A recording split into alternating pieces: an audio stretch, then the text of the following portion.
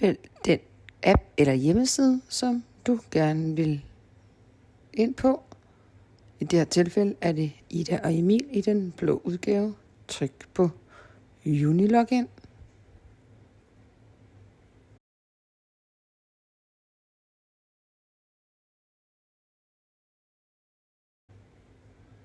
Vælg Unilogin.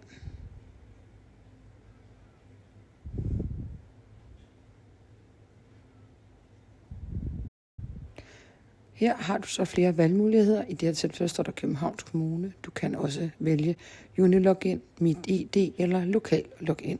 Vælg Lokal Login, hvis du skal til en ny. I det her tilfælde skriver vi dit kommunenavn.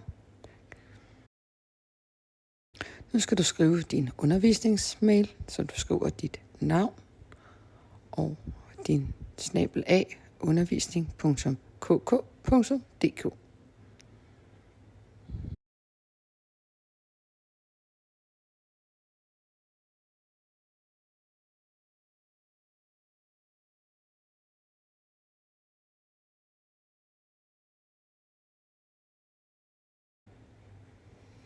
Tryk derefter på næste.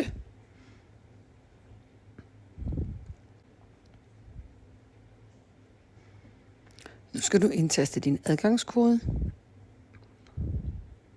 og trykke log på.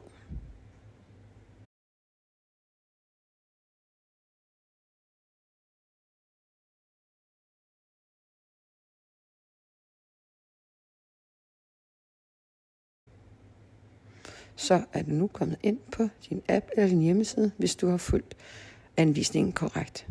God fornøjelse.